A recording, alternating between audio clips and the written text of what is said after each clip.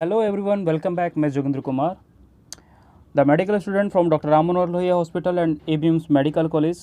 In this video, we detail about the sexual reproduction. इस chapter को, इस topic को, ये सेकंड टॉपिक है आपके इसी रिप्रोडक्शन इन ऑर्गेनिज्म का सेकंड टॉपिक है। पहला आपने एसेक्सुअल रिप्रोडक्शन इन ऑर्गेनिज्म पढ़ चुके हो। अब देखो इस टॉपिक को समझने के लिए सबसे इंपॉर्टेंट चीज़ क्या है।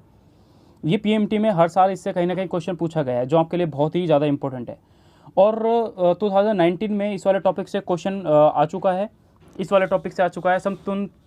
तुम अगर 2019 तक पेपर देखोगे, 2009 से 2019 तक यानी 10 साल के अगर आप पेपर देखोगे तो आपको इसके बहुत सारे क्वेश्चन मिलेंगे इस वाले टॉपिक से कि सेक्सुअल रिप्रोडक्शन इन ऑर्गेनिज्म में क्या क्या टॉपिक कहाँ से क्वेश्चन पूछे गए हैं।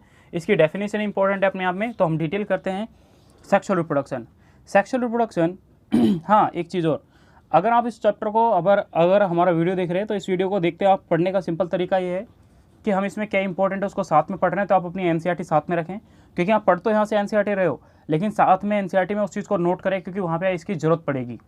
ठीक है, और जहाँ जहाँ पे जिस टॉपिक को पूछा जाता है वहीं पे हम उसके बारे में डिटेल करेंगे, क्योंकि वीडियो ताकि लंबा ना हो जाए और आपको भी ईजी रहे कि हाँ वीडियो ज़्यादा लंबा नहीं हुआ। नाउ सेक्सुअल रिप्रोडक्शन है क्या। Sexual reproduction involve formation of mail के अंदर स्पर्म का फॉर्मेशन, फीमेल के अंदर गैमेट्स का यानी ओवम का फॉर्मेशन।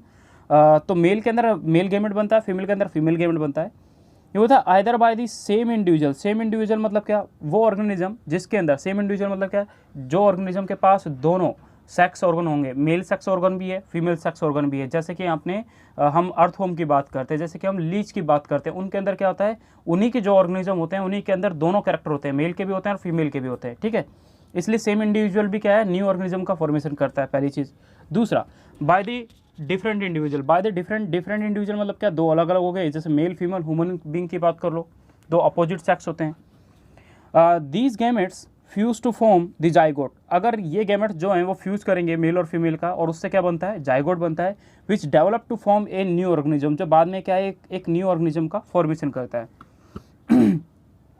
इम्पोर्टेंट और पीएमटी के लिए जो सबसे जो इम्पोर्टेंट डेफिनेशन है वो यहाँ से ली गई है और उसको बारे में आपको ध्यान रखना है। ये डेफिनेशन इंपॉर्टेंट है जिसको हम आगे पढ़ेंगे। एसेक्सुअल, जो सेक्सुअल रिप्रोडक्शन ये क्या है, it is an elaborate, complex and slow process as compare to the asexual reproduction.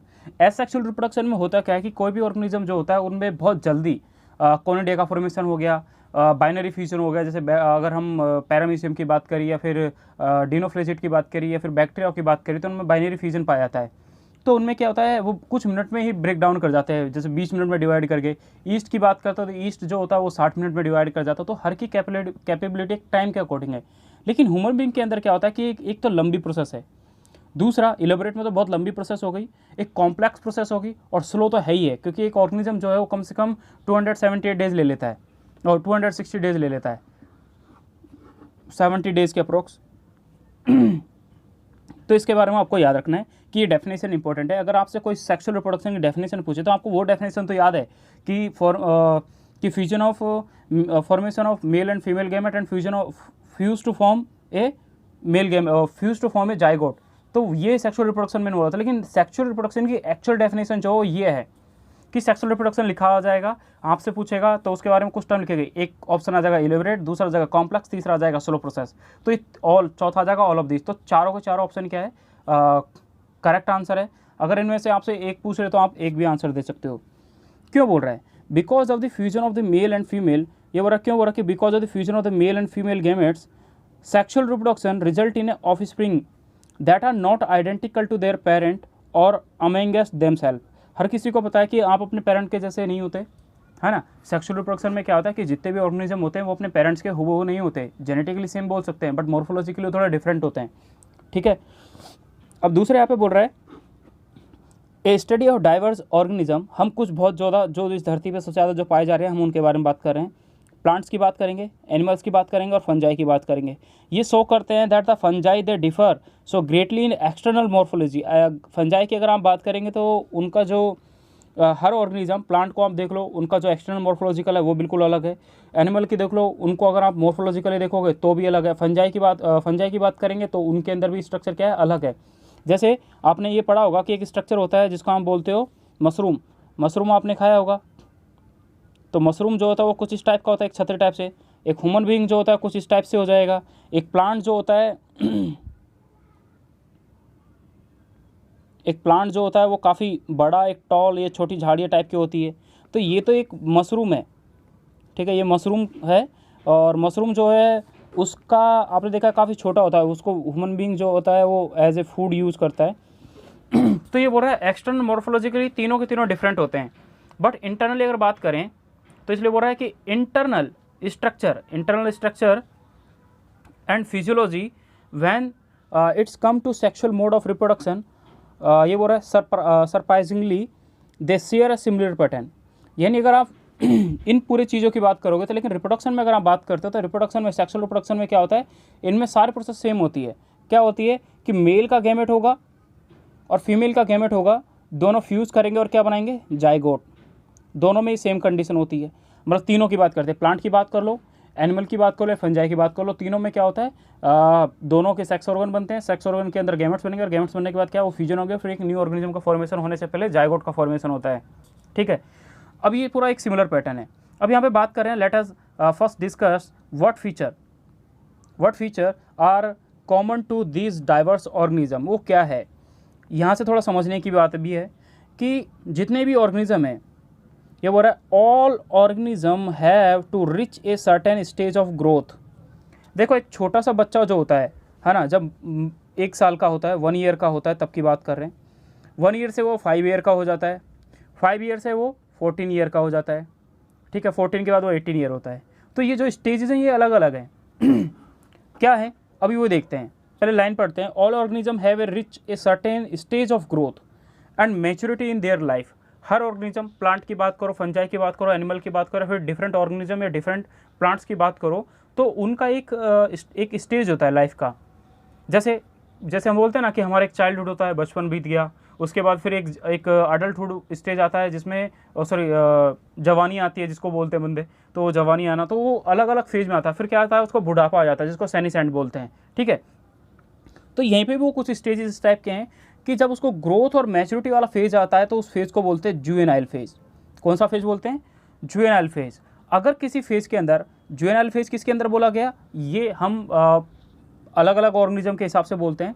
कुछ हो रहा है, it is known as a vegetative phase in plants. Plants के लिए कौन सा वर्ड यूज़ करते हैं, वेजिटेटिव फेज। एनिमल्स के लिए कौन सा वर्ड यूज़ करेंगे फिर, जुवेनाइल फेज। यानी अगर आपका जो चाइल्डहुड जो टाइम पीरियड है, उस टाइम पीरियड में जिसमें आपकी ग्रोथ हो रही है, आप मैच्योर होना शुरू हो रहे हो, तो वो जो स्टेप है उसको बोलते हैं जुवेनाइल फेज। यानी 1 से 5 ईयर का जो टाइम पीरियड है, जो आपको मैं बता रहा हूँ वैसे समझाने के लिए, तो 1 to 5 ईयर का ये टाइम पीरियड है, इस टाइम पीरियड को बोला गया है जुवेनाइल फेज।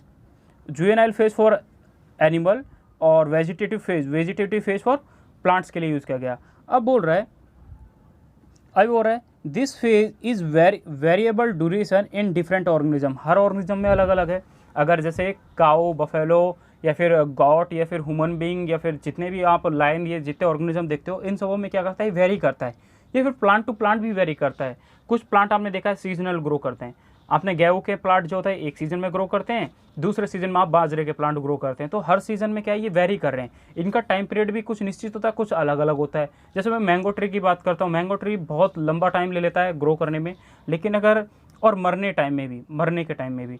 लेकिन अगर उसी के कंपेरिजन में अगर वीट के प्लांट की बात की जाए, तो वीट का प्लांट क्या होता है, कुछ टाइम 3-4 महीने का उसका लाइफ पीरियड होता है, और उसमें वो फिर क्या करता है, फसल भी, मतलब उसका जुवेनाइल फेज भी कंप्लीट कर लेता है और रिप्रोडक्टिव फेज भी पूरा कर लेता है और सेनिसेंट फेज भी पूरा कर लेता है। ये प्लांट का कैरेक्टर है। सेम कैरेक्टर अगर एनिमल में ह्यूमन की बात की जाए, तो ह्यूमन क्या करता है, 5 साल ले लेता है सिर्फ अपने चाइल्डहुड को पूरा करने में, और चाइल्डहुड के बाद अगर वो 5 साल इसी को पूरा करने में ले लेता है, तो फिर वो 10 साल ले लेता है अपने अडल्टहुड स्टेज में आने के लिए, और फिर बाद में सेनिसेंट स्टेज, मतलब वो 60 ईयर के आसपास आ जाना, जब बुढ़ापा आ जाता है, तो उसमें भी उसने और ज़्यादा टाइम पीरियड ले। तो हर किसी का क्या है, ये वेरी कर रहा है। अब हम बात कर रहे हैं the end of juvenile phase. देखो अब ये कुछ स्टेज हैं, हम उन स्टेज के नाम लिखते हैं। कौन कौन से, एक होता है जुवेनाइल फेज हो गया बचपन में। जुवेनाइल के बाद आता है रिप्रोडक्टिव फेज। जब आपके अंदर सेक्स ऑर्गन बनना शुरू हो जाएंगे, आपके अंदर गैमेट्स बनेंगे, तो वो हो जाएगा रिप्रोडक्टिव फेज। और रिप्रोडक्टिव फेज के बाद आता है सेनिसेंट फेज। सेनिसेंट फेज वो फेज होता है जिसके अंदर आपको बुढ़ापा आ जाता है। तो क्या है, ये आपकी जवानी, ये आपका एक मिडल स्टेज जिसको बोलते हैं ये आपका चाहे बचपना है, ये आपकी जवानी है और ये आपका बुढ़ापा है, ठीक है। तो ये तीनों के तीनों क्या है, अलग अलग स्टेज को शो कर रहा है। अब इसमें एक चीज़ को देखें कि यहाँ पे जुवेनाइल फेज के बाद फिर कौन सा फेज स्टार्ट होगा, उसके बारे में हम बात कर रहे हैं कि the end of the juvenile यानी vegetative phase of plant which mark the beginning of reproductive phase. ये किस चीज़ को बता रहा है? आपने पढ़ा कि जुवेनाइल जो फेज होता है उसके जस्ट बाद कौन सा फेज आता है, रिप्रोडक्टिव फेज। तो एंड इसका और शुरुआत इसकी, यही तो बोल रहा है।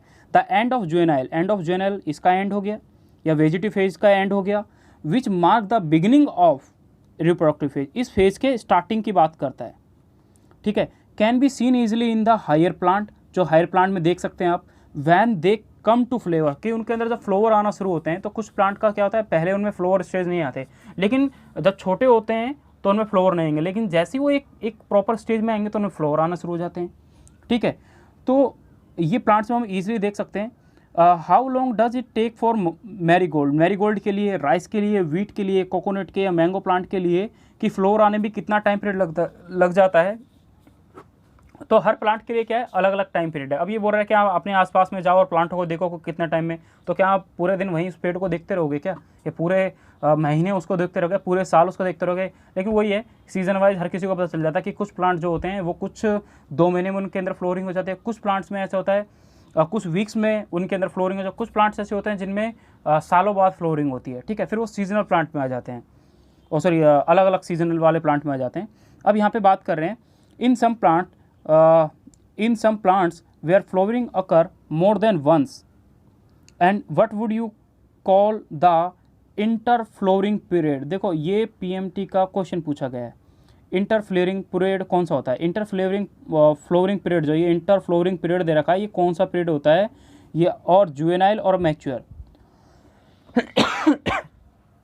अब बोलते हैं जुवेनाइल से रिप्रोडक्टिव फेज के अंदर बीच का जो टाइम पीरियड होता है यही आपका क्या होता है, इंटर फ्लोरिंग पीरियड, यानी फ्लोवर आने से पहले का जो टाइम पीरियड होता है उसी को क्या बोलता है, इंटर फ्लोरिंग पीरियड बोलते हैं। अब देखो जुवेनाइल फेज के अंदर क्या है, गैमेट्स बनेंगे, क्या बोलते हैं जो होता है वो मैच्योर होना शुरू कर देता है, ग्रोथ होना शुरू कर देती है, बट जब इस स्टेज पे पहुंचता है उसके अंदर क्या बन जाता है, गैमेट्स बन जाते हैं। अब सोचो जब उसके अंदर गैमेट्स बन गए, जब यहाँ पे पूरे गैमेट्स बन जाएंगे तो सेक्स ऑर्गन बनना शुरू हो जाएंगे, सेक्स ऑर्गन यानी फ्लोर बनना हो जाएगा, फ्लोर के अंदर यानी वही एंथर हो जाएगा यानी एंड्रोसिम और गायनोसिम हो जाएगा, तो एंथर हो जाएगा और पिस्टिल का फॉर्मेशन होना शुरू हो जाएगा प्लांट्स के अंदर। तो ये डिफरेंट जो सेक्स ऑर्गन होते हैं वो बनना शुरू हो जाते हैं प्लांट्स में। तो ये जो पीरियड होता है जिसमें प्लांट्स के अंदर फ्लोरिंग का एक कैरेक्टर आता है उसको बोलते हैं हम इंटर फ्लोरिंग पीरियड। ये इंपॉर्टेंट वर्ड है, आप इस चीज़ को याद रखें। हम बात करते हैं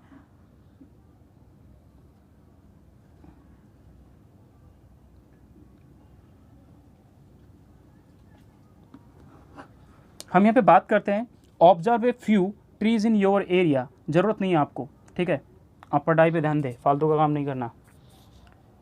do they floor during the same month year after year. कुछ प्लांट्स ऐसे होते हैं कि एक बार उनमें फ्लोरिंग आती है फिर मर जाते हैं, जैसे आपने गेहूं के प्लांट देखे होंगे, जैसे आपने सरसों के प्लांट देखे, एक बार उनमें खूब फ्लोवर आते हैं फिर उसके बाद उनके प्लांट्स के क्या हो जाता है, 3 महीने बाद डेथ हो जाती है, वो प्लांट परमानेंट नहीं होते। लेकिन आप मैंगो का ट्री देखोगे उनमें काफ़ी बार फ्लोरिंग आते हैं, या फिर आपने बनाना का ट्री देखा होगा उनमें काफ़ी टार फ्लोवर आते हैं, या फिर आप किसी डिफरेंट टाइप के जो और प्लांट्स होते हैं जो आपने नियर बाय देखा, बनाना ट्री हो गया, इन सबों में क्या है, हर साल में सीजनल टाइप से इनमें क्या आती है, फ्लोरिंग होती है। तो उसी बेसिस पे इनको फिर क्लासीफाई किया जाता है अलग अलग कैरेक्टर में। जैसे मैं यहाँ पे कुछ 3 टाइप में कैटेगराइज कर रहा हूँ। पहला जो आपको याद रखना है, एक प्लांट्स होते हैं वो वाले जो एनुअल टाइप के कौन से प्लांट होते हैं जिनमें क्या आ जाएगा, साल में सिर्फ एक बार, कितना, वंस इन अ ईयर, साल में एक बार उनके अंदर क्या आता है, फ्लोरिंग आता है। दूसरे प्लांट्स की बात करते हैं कि बाइनियल प्लांट्स भी होते हैं। बाइनियल प्लांट्स वो वाले प्लांट जिनमें सीजन में 2 बार फ्लोरिंग होती हो, ठीक है, उन प्लांट्स को क्या बोलते हैं, बाइनियल प्लांट बोल देते हैं। तो जिनमें क्या हो जाएगा, ट्वाइस इन ईयर, जिसमें साल में 2 बार हो गया, ट्वाइस इन ईयर। थर्ड की बात कर लेते हैं कि कौन से वो कैरेक्टर आ जाएगा, तो थर्ड में वो जो कैरेक्टर आएगा वो कैरेक्टर हो जाएगा जिसमें बोलते हैं पेरिनियल। तो पेरिनियल कौन से होते हैं, तो पेरिनियल के बारे में याद रखें, जिनमें सिर्फ एक बार आता है, उसकी पूरी लाइफ टाइम में एक बार उनके अंदर क्या आती है, फ्लोरिंग आती है, तो उनको बोलते हैं पेरिनियल। बाइनियल बोलते हैं जिनको बाई मतलब 2 बार हो गई, एनुअल मतलब एन मतलब 1 हो गया, तो ये साल में 1 बार हो गई, ठीक है। पेरी मतलब वंस इन लाइफ, ये साल में एक बार बोल रहा है, ये पूरी लाइफ टाइम में एक बार होती है, ठीक है। पेरिनियल क्या होता है, पूरी लाइफ टाइम में एक बार होता है, वो प्लांट मर जाता है, जैसे वीट प्लांट हो गया या फिर डिफरेंट प्लांट हो गया, हम बात करेंगे आगे। नाउ हम यहाँ पे ये बोल रहा है why do you think availability of fruits like mango, apple, jackfruit extra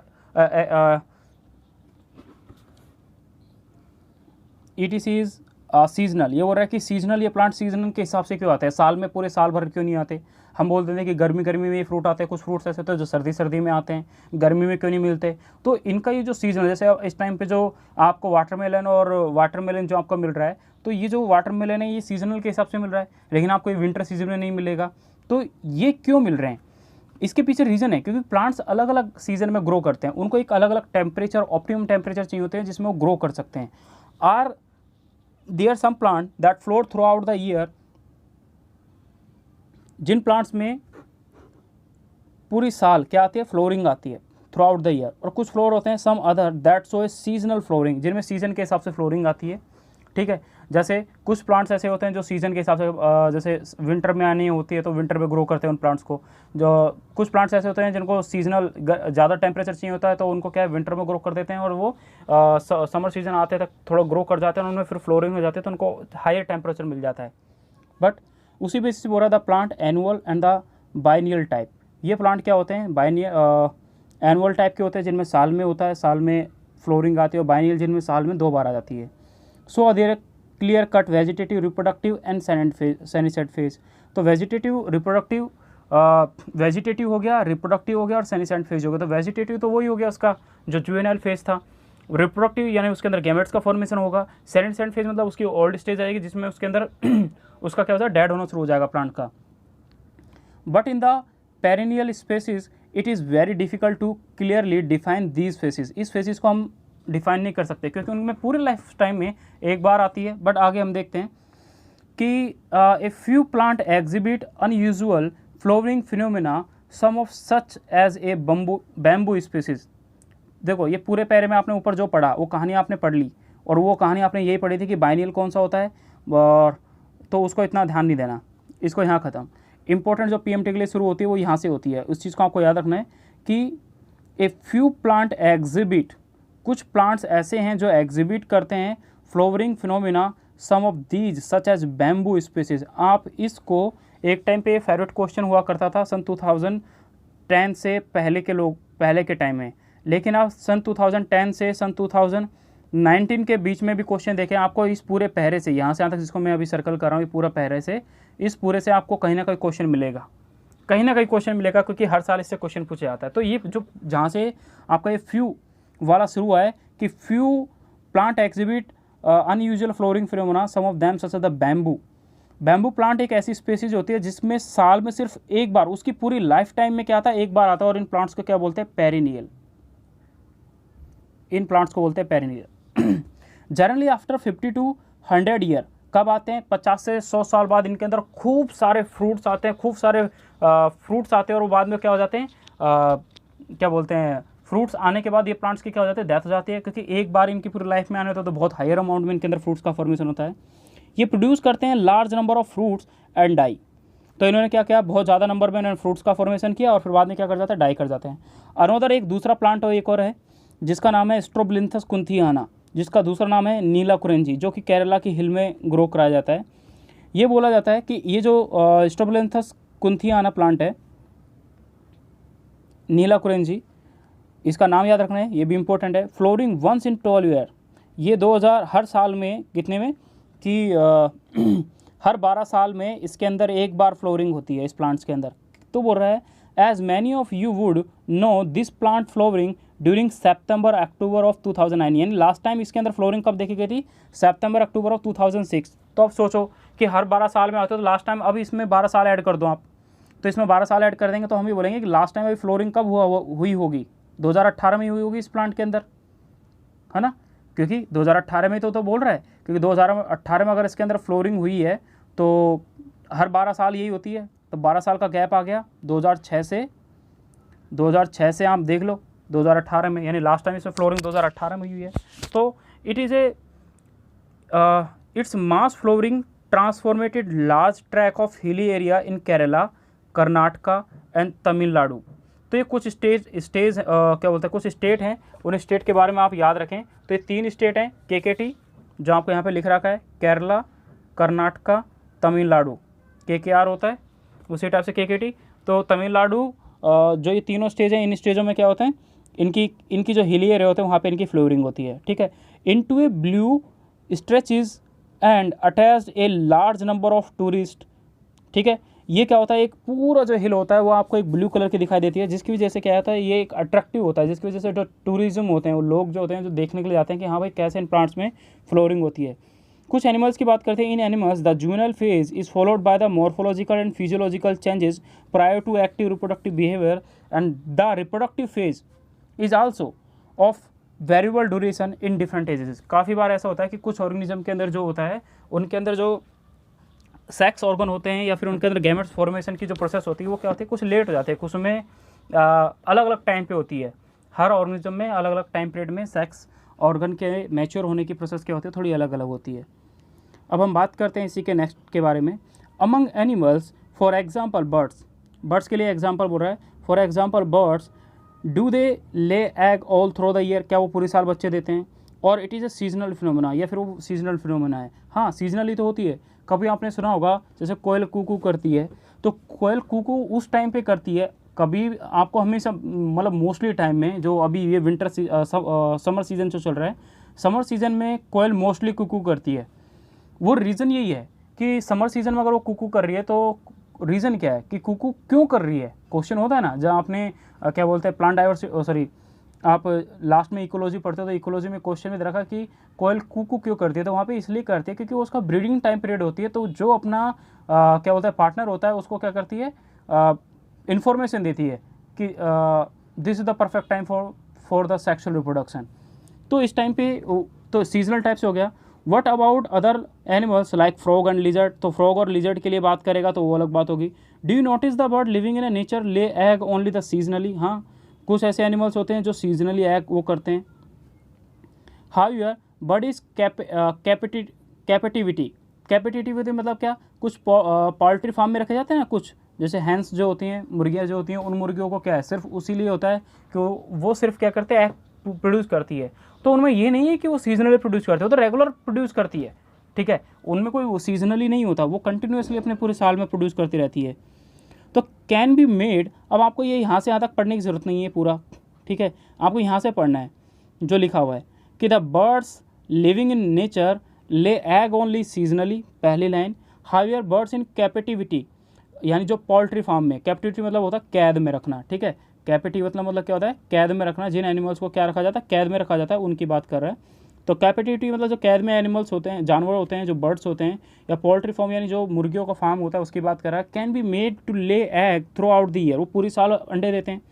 in this case laying eggs is not related to reproduction, यहाँ पे ये रिप्रोडक्शन से रिलेटेड नहीं है ये यहाँ पे, but it is the commercial exploitation for the human welfare, यानी ह्यूमन की यूज़ के लिए ही ये एक कमर्शियल एक्सप्लोटेशन है, जिसमें ह्यूमन के यूज़ के लिए उनको क्या करता है, एग दिलवाए जाते हैं। जैसे बोलते हैं ना, ज़बरदस्ती करके उनको इंजेक्शन देना, उनको इस टाइप के कुछ केमिकल उनकी बॉडी में इंड्यूस किए जाते हैं ताकि उनके एग बार बार में क्या बनाने की क्या बने, एबिलिटी हो। दूसरा, the female placental mammals exhibit cyclic changes in the activity of ovary and accessory duct as well as hormone during the reproductive phase।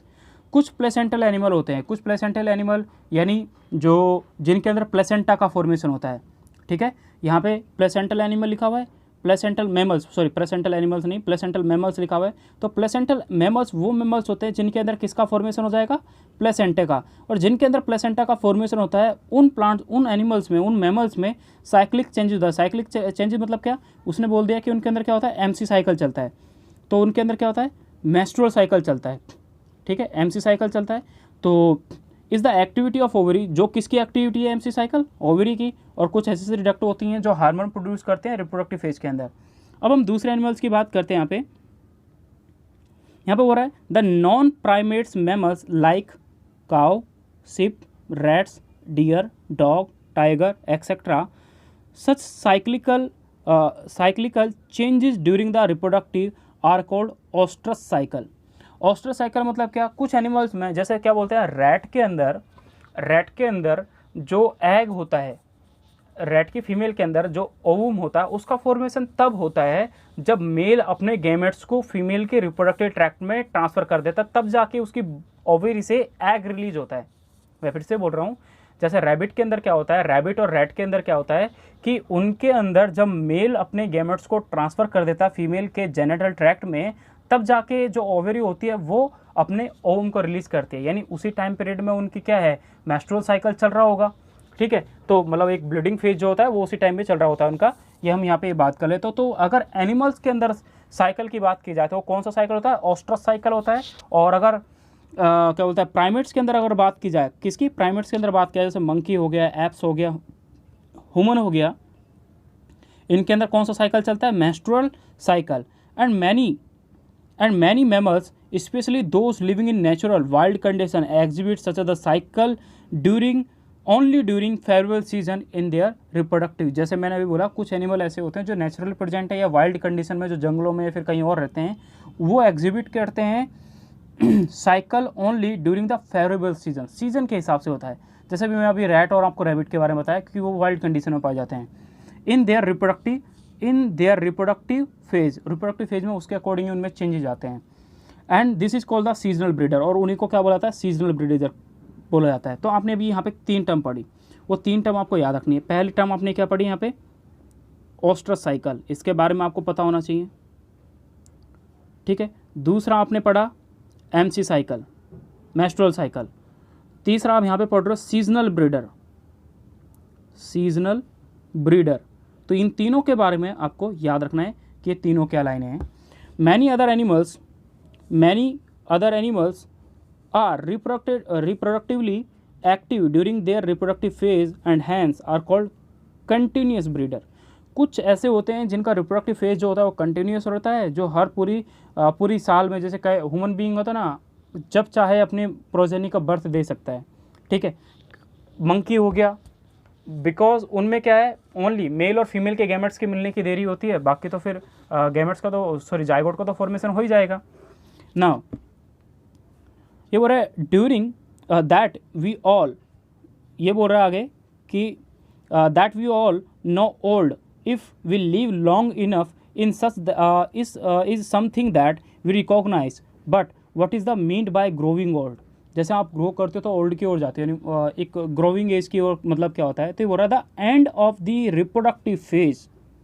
अब ये है ना, ये किसकी डेफिनेशन है, ये सैनीसेंट की डेफिनेशन है, ये इस चीज़ को याद रखें।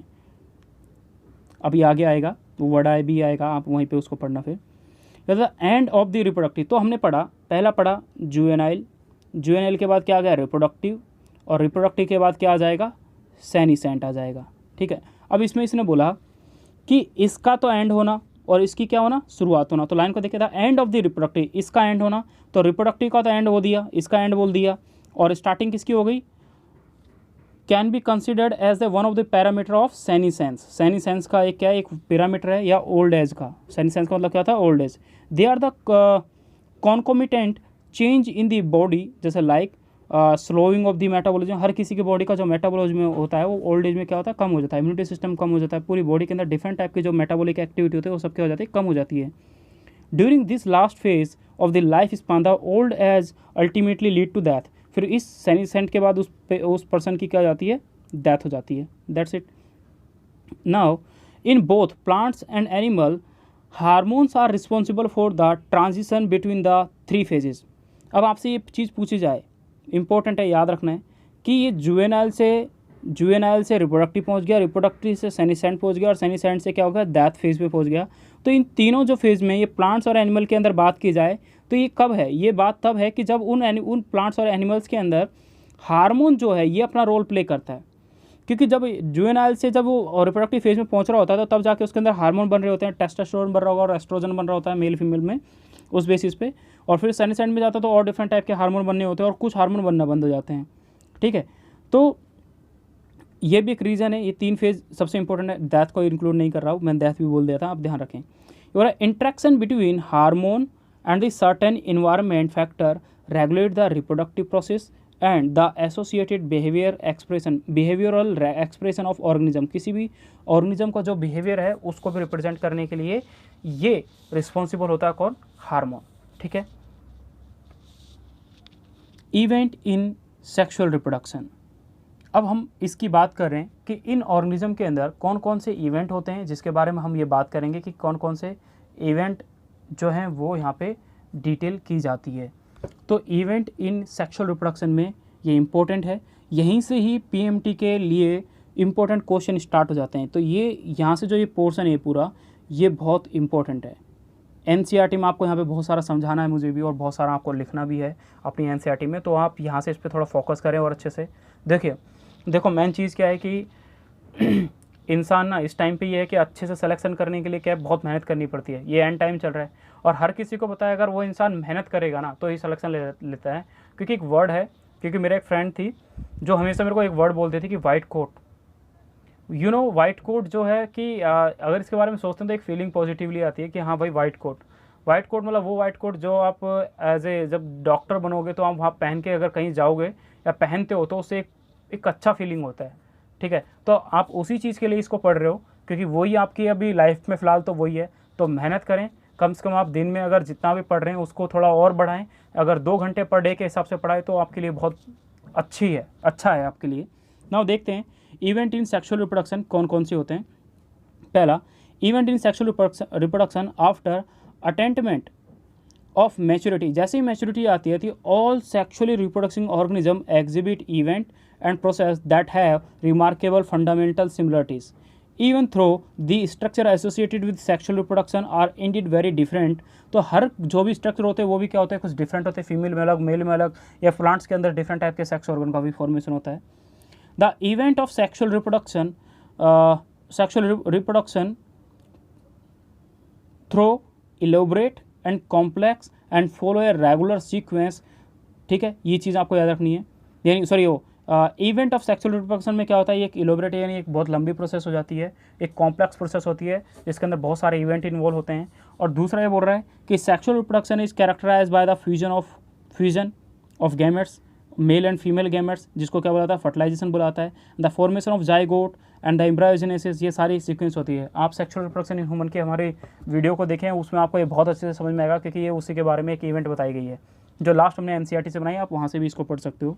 For convenience this sequential event may be group into 3 distinct stage, namely, यहाँ से कहानी शुरू हो गई दोस्तों। ये पूरी कहानी इंपॉर्टेंट है यहाँ से। Pre fertilisation, fertilisation, post fertilisation. कहानी देखें कुछ ऐसी है।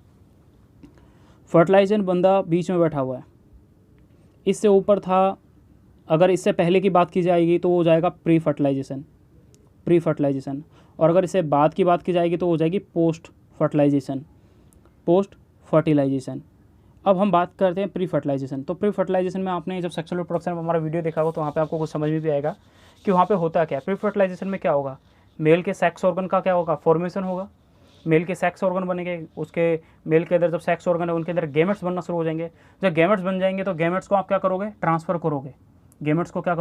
करोगे, और जब मेल गैमेट्स बन गए, गैमेट्स को ट्रांसफ़र करोगे, और जब मेल के अंदर इंसेमिनेट करोगे मतलब, तो उसके बाद मेल के अंदर जाके कौन सी प्रोसेस शुरू हो जाएगी, फर्टिलाइजेशन। अब भाई फर्टिलाइजेशन हो गया, अब फर्टिलाइजेशन के अंदर बाद कौन सी प्रोसेस शुरू होती है, गैस्टेशन पीरियड शुरू होती है। गैस्टेशन के बाद क्या होती है, एम्ब्रायोजेनेसिस स्टार्ट होती है। तो इसके तो हो जाएंगे गैस्टेशन यानी एम्ब्रायो और एम्ब्रायोजेनेसिस, यानी जिसको ये गैस्टेशन मतलब एम्ब्रायोजेनेसिस और पार्चुरेशन। ठीक है, और इसके अंदर क्या हो जाएगा, गैमेटोजेनेसिस और गैमेट ट्रांसफ़र। ठीक है, तो और फर्टिलाइजेशन तो एक सिंगल इवेंट है जिसके हम सिंगेमी पढ़ते हैं। अब हम स्टार्ट करते हैं इस पूरे टॉपिक को जो बहुत इंपॉर्टेंट है। तो स्टार्ट करते हैं प्री फर्टिलाइजेशन इवेंट। आपसे पीएमटी में पहला क्वेश्चन तो ये बनता है कि प्री फर्टिलाइजेशन इवेंट में कौन कौन से इवेंट ऐड किए जाते हैं। तो आप पहला चीज़ याद रखेंगे गैमेटोजेनेसिस। देखो इसकी हेडिंग देखें आप, पहली लिखी हुई है 1 पॉइंट, यहाँ पे लिखा हुआ है 1.2.1। तो यहाँ पे देखें 1.2.1 गैमेटोजेनेसिस पहली प्रोसेस हो गई। दूसरी प्रोसेस देखें इसकी,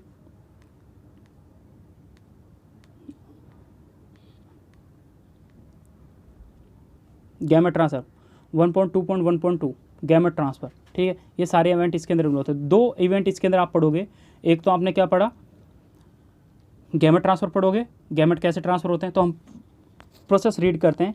pre fertilisation event, this include all the event of sexual reproduction prior, यानी पहले, prior to the fusion of gametes, gametes के फ्यूज करने से पहले की जो प्रोसेस होती है, यानी फर्टिलाइजेशन से पहले की जो इवेंट होती है उनको क्या बोलते हैं, प्री फर्टिलाइजेशन इवेंट बोलते हैं। The 2 main pre fertilisation event is gametogenesis, पहली ये आपको याद रखनी है, दूसरा गैमेट ट्रांसफर, ये आपको याद रखना है, ठीक है। गैमेट ट्रांसफर को आप पढ़ते हो सेक्सुअल रिप्रोडक्शन में इंसेमिनेशन, इंसेमिनेशन याद है आपको, सेक्सुअल रिप्रोडक्शन आपने पढ़ा होगा, वहाँ पे हमने इसकी वीडियो बनाई थी, तो वहाँ पे आप इसके बारे में पढ़ेंगे। अब डिटेल करते हैं कि गैमेटोजेनेसिस क्या होता है। गैमेटोजेनेसिस मतलब गैमेट्स का formation. As you are already aware, gametogenesis refer to the process of formation of 2 type of gamete, male and female. तो मेल के अंदर जो गैमेट्स बनता है, तो गैमेट्स हमेशा क्या होते हैं, हैप्लॉइड सेल होते हैं, ये आपको चीज़ याद रखनी है। गैमेट्स हमेशा हैप्लॉइड होते हैं। हमारी इंटायर बॉडी डिप्लॉइड होती है, क्योंकि हमारी पूरी जो बॉडी होती है वो क्या होती है, सोमेटिक होती है। बॉडी को 2 उसमें डिवाइड किया था, सोमेटिक सेल और एक करते हैं जर्मिनल सेल। तो जर्मिनल सेल होती है वो तो 2n होती है, और लेकिन जो सोमेटिक सेल होती है, सोमेटिक सेल जो होती है वो भी 2n होती है, और जर्मिनल सेल जो होती है वो भी 2n होती है।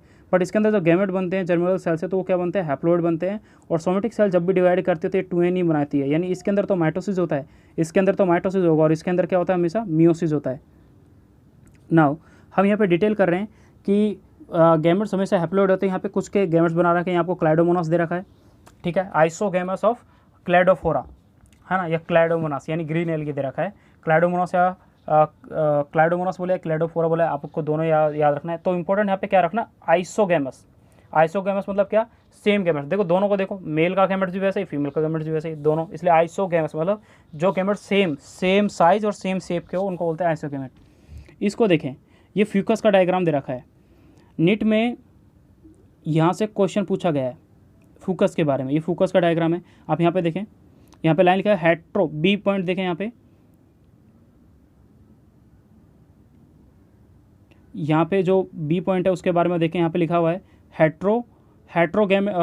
हेट्रोगैमेट्स ऑफ फ्यूकस। ये फ्यूकस का हेट्रोगैमेट्स बना रखा है, जिसमें देखो फीमेल का जो है ये large non motile static structure है, और फीमेल का जो है मेल का जो है वो क्या है, स्मॉल और मोटाइल, है ना, और नॉन स्टैटिक ऑर्गेनिज्म है, यानी गैमेट है। तो गैमेट किसका, मेल के बारे में, ये नीट का क्वेश्चन यहाँ से इसमें पूछा गया था कि जो मेल का है फ्यूकस के लिए, फ्यूकस का जो डायग्राम दे रखा है, फ्यूकस का मेल और फीमेल का गैमेट है।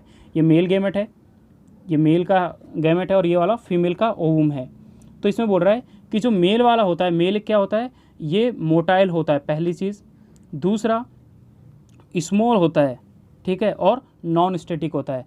और इसमें क्या हो जाएगा, फीमेल की बात करेंगे तो फीमेल में क्या हो जाएगा, ये स्टैटिक होता है, लार्ज होता है, यानी एक जगह रुका रहेगा। स्टैटिक मतलब क्या, रुका होना। तो ये आपको यहाँ पे आपने देखा, ये फ्यूकस के बारे में बात करा। तीसरा डायग्राम ह्यूमन का बना रखा है, होमो सेपियंस का यानी ह्यूमन बीइंग का, जो आपको दिख रहा है, जिसके अंदर मेल और फीमेल की आप डिटेल करते ही हो, ठीक है।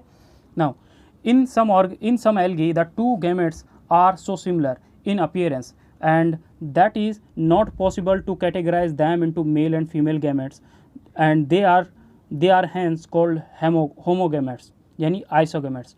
ये डेफिनेशन आइसोगैमेट्स की इंपॉर्टेंट है। आइसोगैमेट्स किनको बोला जाता है, कुछ एल्गी में आपने अभी जैसे देखा, जैसे अभी आपने क्लैडोफोरा के अंदर देखा कि क्लैडोफोरा के अंदर आपने देखा, या फिर क्लाइडोमोनास के अंदर हम देखते हैं, तो वहाँ पे क्या देखते हैं कि इनके अंदर जो 2 गैमेट्स होते हैं मेल और फीमेल के, सिमिलर होते हैं अपीयरेंस में, देखोगे तो भी सेम मिलेंगे।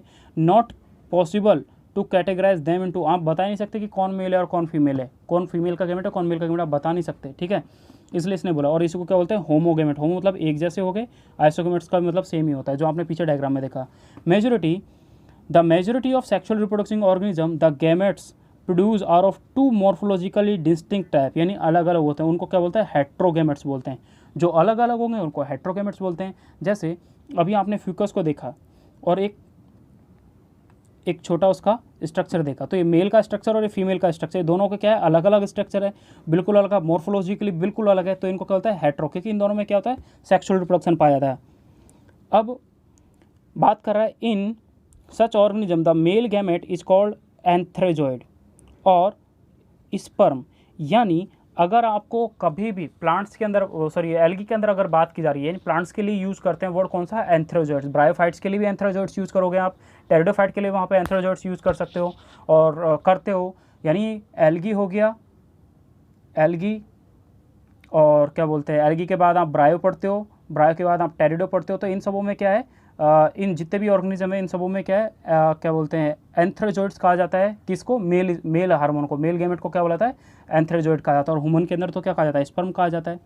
दूसरा female, the female gametes is called egg या ओम। प्लांट्स के अंदर भी एग कहते हैं, प्लांट्स के अंदर क्या कहते हैं, एग कहते हैं, और ह्यूमन के अंदर उसको क्या कहते हैं, ओम कहते हैं। नाउ ये बोल रहा है sexuality in organism, sexual reproduction in organism generally involve the fusion of gametes from two different individual। Sexual reproduction ये तो होता है, दो इंडिविजुअल इन्वॉल्व होंगे तब जाके सेक्स, क्या बोलते हैं, अपोजिट सेक्स के जो होते हैं वो इन्वॉल्व होते हैं, तब जाके क्या होता है, जायगोट का फॉर्म होता है। But this is not always true, ये हमेशा ट्रू नहीं है।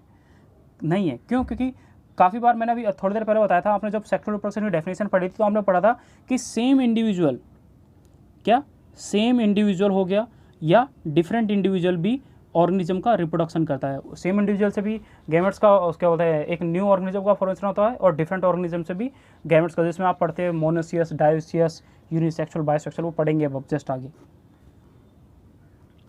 छोड़ दो, आगे पढ़ने की जरूरत नहीं है। हाँ, प्लांट में है बोथ, कुछ प्लांट्स ऐसे हैं।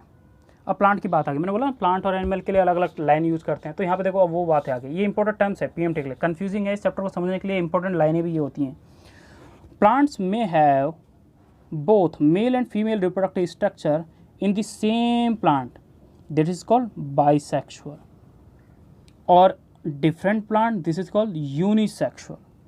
यानी एक ये प्लांट है, मान लो इस प्लांट पे ही मेल सेक्स ऑर्गन है और इसी प्लांट पे ही फीमेल सेक्स ऑर्गन प्रेजेंट है, तो पॉलिनेशन क्या करेगा, ये इसी पे ही पॉलिनेशन, सॉरी मेल जो है वो अपना पॉलिनेशन फीमेल के इसी पे कर देगा, यानी एंथर का ट्रांसफ़र हो जाएगा किस पे, स्टिग्मा पे हो जाएगा।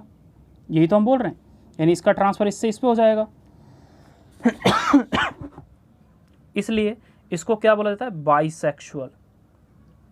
याद रखने का तरीका देखें, बाई सेक्स के लिए जो दो सेक्स ऑर्गन होते हैं, दो सेक्स ऑर्गन जो होते हैं वो दोनों के दोनों एक ही के पास होते हैं, उसको बोलते हैं बाइसेक्सुअल। और एक बोल दिया यूनिसेक्सुअल, ये बोल दिया कि एक प्लांट अगर यहाँ पे है तो उसके पास क्या मेल सेक्स ऑर्गन है, और एक दूसरा प्लांट है सेम स्पेसिस का, सेम, जैसे मान लो अगर ये पपाया का पेड़ है और ये भी पपाया का, फॉर एग्जांपल बोल रहा हूँ मैं, है नहीं, होता नहीं है इसका एग्जांपल, मैंने बोल दिया एक कोई पपाया का प्लांट ये रहा और एक दूसरा फीमेल का प्लांट ये रहा, दोनों में क्या है कि जो मेल और फीमेल गैमेट्स है वो क्या है, अलग अलग प्रेजेंट है, और होता भी है, आगे हम इनके बारे में डिटेल करेंगे। तो ये बोल रहा है और डिफरेंट प्लांट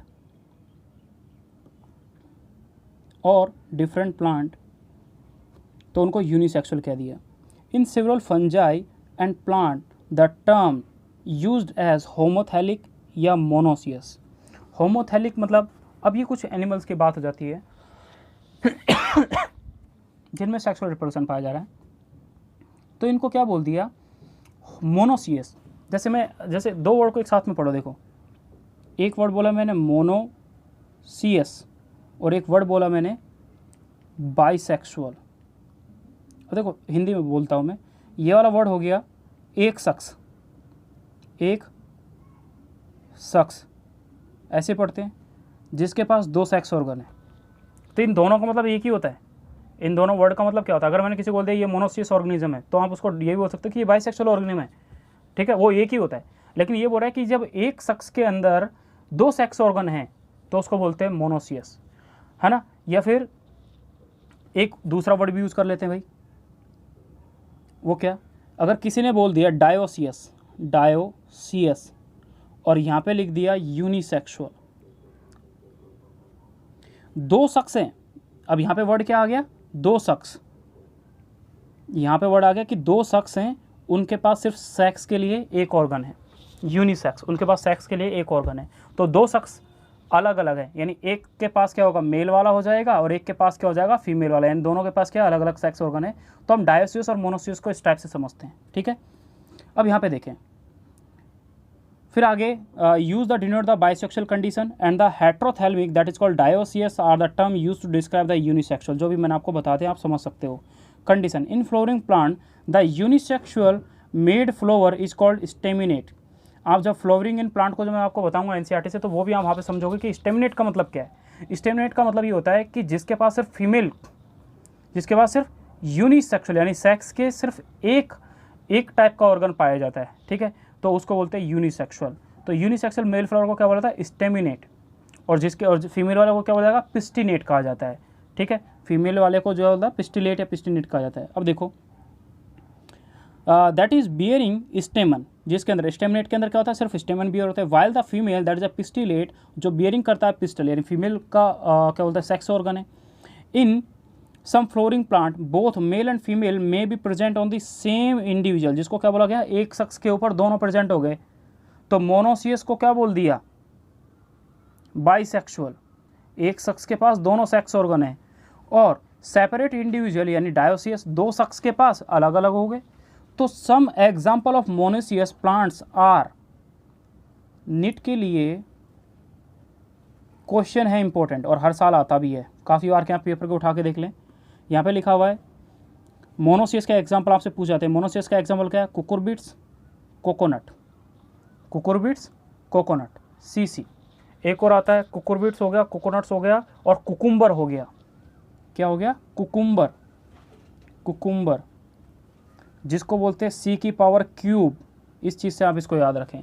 तो यहाँ पे एक एग्जाम्पल किसका बोल दिया आपको, कुकुरबिट्स, कोकोनट। वैसे एक्चुअली क्या, कुकुरबिट्स के अंदर ही कुकुम्बर आता है, पहली चीज़ ये ध्यान रखें, कहीं आप सोचिए क्या आ गया। कुकुरबिट्स का ये एग्जाम्पल यानी ये एक अलग स्पेसिस दे दे, इसके अंदर ये इंक्लूडेड होता है। नाउ डायोसिस के बारे में आप याद रखें, dioecious plant are papaya and date palm, और एक और होता है पपाया हो गया और डेट पाम हो गया। बाय द वे अब इसको यहाँ पे दो, एक मेरे को भी याद नहीं आ रहा है, बट फिलहाल आप ये फिर भी याद रखें कि डायोसिस के दो एग्जांपल जो हैं ये नीट के लिए इंपॉर्टेंट है भाई। मोनोसियस का एग्जांपल आपसे पूछेगा नीट में, यही एग्जांपल आएंगे। डायोसिस के लिए आपसे एग्जांपल पूछेगा, वो भी यही एग्जांपल आएंगे, पपाया और डेट पाम, ठीक है। तो आप इसके बारे में आप इसको याद रखें, ठीक है। अब हम आगे बात करते हैं, पपाया हो गया। पपाया का जो प्लांट होता है उसमें मेल किसी दूसरे प्लांट पे होता है और फीमेल किसी दूसरे प्लांट पे होता है, इसलिए तो कभी देखा होगा, कभी भी एक अगर पपाया का प्लांट है कहीं पे देखना, कभी एक पपाया का अगर एक पपाया का अगर कहीं पे भी एक प्लांट है तो उस पर कभी भी क्या बोलते हैं फ्रूट्स नहीं आएंगे, कभी भी नहीं आएंगे।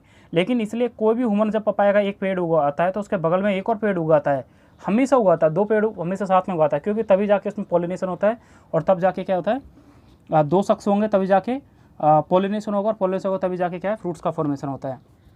नाउ अब ये बात कर रहे हैं कि name the types of gametes that are formed in staminate and pistillate flower. तो इसके अंदर क्या बनेगा, एंथर बनता है, आपको पता है। एंड्रोसियम, एंड्रोसियम क्या बनाता है, एंथर का फॉर्मेशन करता है। पिस्टिलेट के अंदर किसका फॉर्मेशन होता है, एग का फॉर्मेशन होता है, हाँ। तो ये चीज़ आप याद रखें। नाउ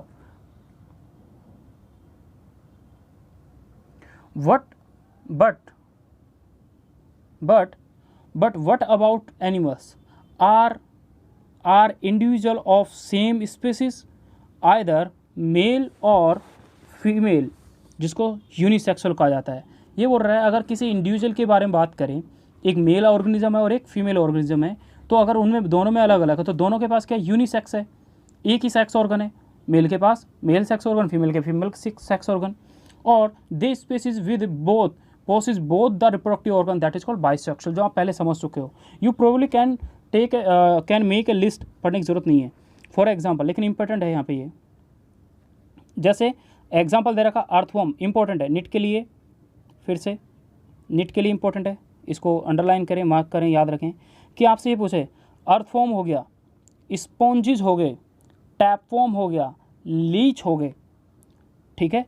तो ये जितने भी ऑर्गेनिज्म होते हैं ये सारे के सारे क्या आते हैं, मतलब ये सारे के सारे ऑर्गेनिज्म जो हैं ये सारे के सारे किसके एग्जाम्पल हैं, बाइसेक्सुअल एनिमल्स। बाइसेक्सुअल ऑर्गेनिज्म मतलब क्या, जिनके पास सेक्स के दोनों ऑर्गन हैं, ठीक है। तो इनको याद रखने की, एक आपके पास लीच हो गया और एक S4 क्या हो जाएगा आपके पास, स्पॉन्ज हो जाएगा, तो आप याद रख सकते हो टैल्स, ठीक है। तो जो टैल्स में आपको लिखा हुआ है लीच हो गया, और अर्थवर्म हो गया, आपके पास टैपवर्म हो गया, और लास्ट में क्या हो गया, स्पॉन्जेज हो गया, है ना। तो आप इन सब चीज़ों के बारे में आपको याद रखना है कि ये जो भी चीज़ हैं ये इसके एग्जाम्पल है जिसको आपको याद रखना है कि बाइसेक्सुअल के एग्जाम्पल एनिमल्स में ये हैं। और इन ऑर्गेनिज्म को क्या कहा जाता है, हर्मोफ्रोडाइट, हर्मोफ्रोडाइट भी कहते हैं। जब आप एनिमेलिया पढ़ोगे तो वहाँ पे आप हर्मोफ्रोडाइट पढ़ोगे। और यहाँ पे कुछ एग्जाम्पल है, जैसे कॉकरोच। कॉकरोच के बारे में आप यहाँ पे लिखा हुआ है कि कॉकरोच जो है वो क्या है, कॉकरोच जो है वो क्या है, यूनिसेक्सुअल है, यानी उसमें क्या दोनों स्पीसीज क्या होती हैं, अलग अलग होती हैं। हम इनके आगे डायग्राम से डिटेल भी करेंगे थोड़ी। Cell division during the gamete formation. अब सेल डिवीजन होती है गैमेट के फॉर्मेशन के टाइम पे, तो गैमेट्स इन ऑल हेट्रोगैमेटिक, यानी जिनके अंदर गैमेट क्या है, अलग अलग हैं। Species are of two type, namely male and female, दो स्पीसीज अलग अलग होती हैं।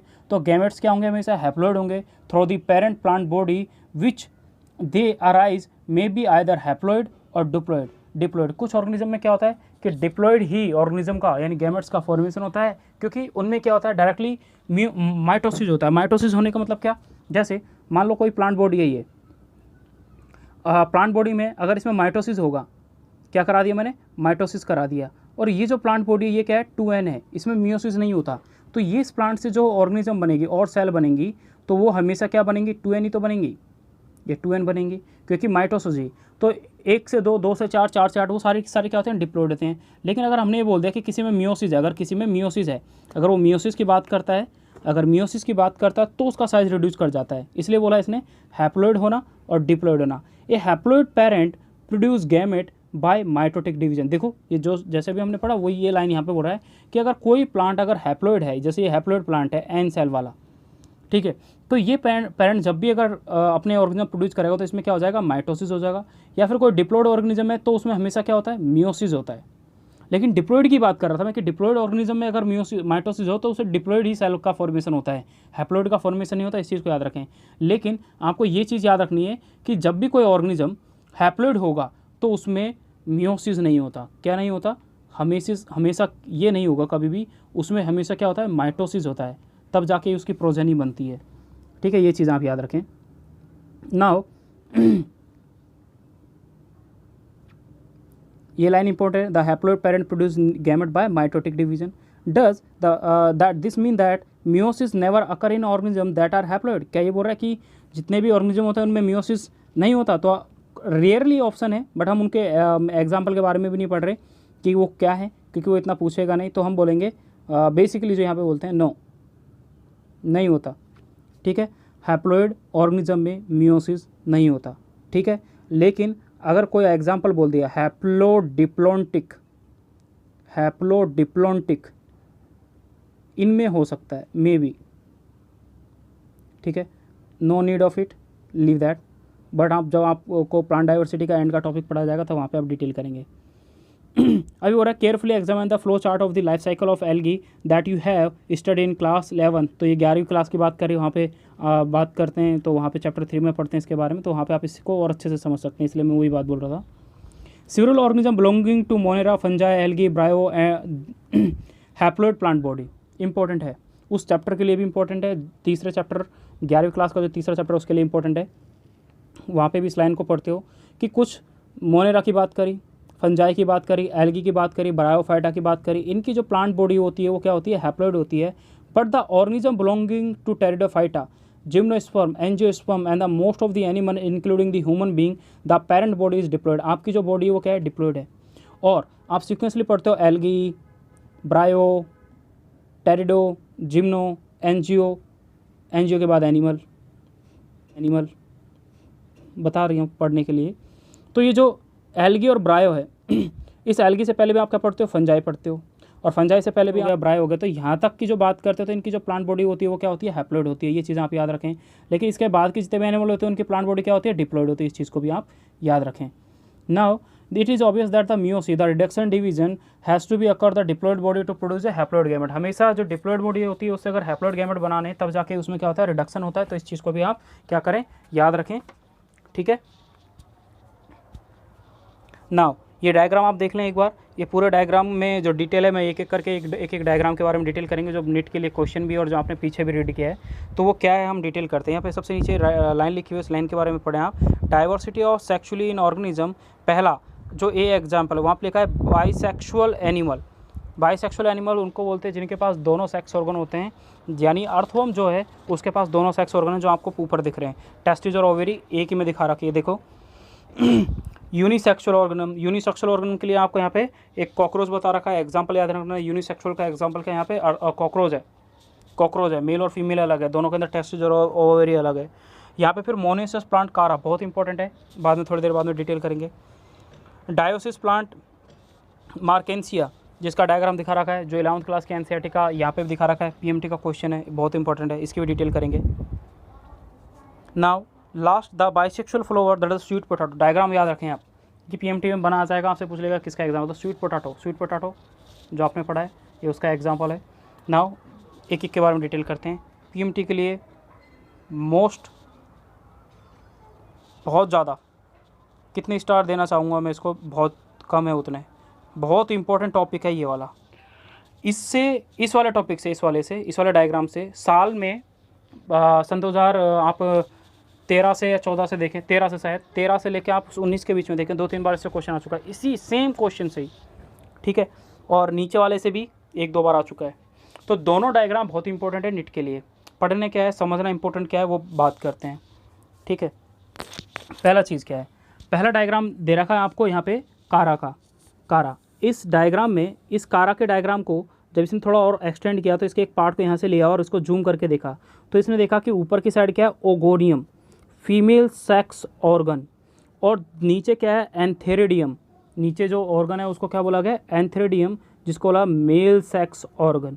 तो आपको हमेशा एक चीज़ याद रखनी है कि फीमेल सेक्स ऑर्गन जो होता है वो अपर प्रेजेंट है, और मेल सेक्स ऑर्गन कहाँ प्रेजेंट होता है, लोअर साइड प्रेजेंट होता है। ये चीज़ आप याद रखें। ये पीएमटी में क्वेश्चन था कि ओगोनियम इज लोकेटेड अपर और एंथ्रेडियम इज लोकेटेड द लोअर, ये चीज़ आप याद रखें। तो मेल और फीमेल सेक्स ऑर्गन तो याद रखनी ही है वो कौन सा है, ठीक है। एक चीज़ और बोला गया था यहाँ पे, कि यहाँ पे बोला गया था 2 वर्ड और हैं, ओगोनियम और नुकुल। ओगोनियम यानी इसको बोला जाता है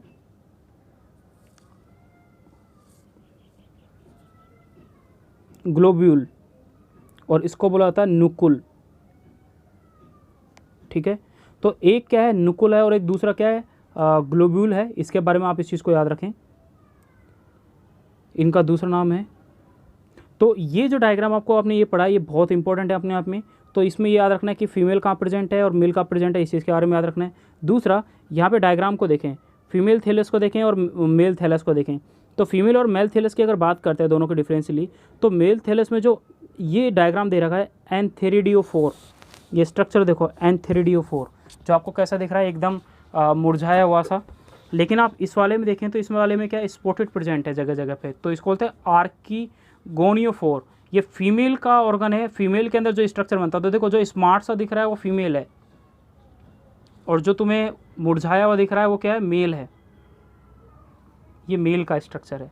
तो इससे याद रखें कि जो मुरझाया हुआ दिखे, जो ये मुरझाया हुआ दिखेगा वो मेल वाला हो जाएगा, ये मुरझाया हुआ मेल हो जाएगा, और जो मुरझाया हुआ नहीं जिसमें डंडिया से निकली हुई ऐसे 20 सेक्शन से, वो क्या हो जाएगा, वो फीमेल वाला हो जाएगा। आप इस चीज़ को याद रखें, ठीक है।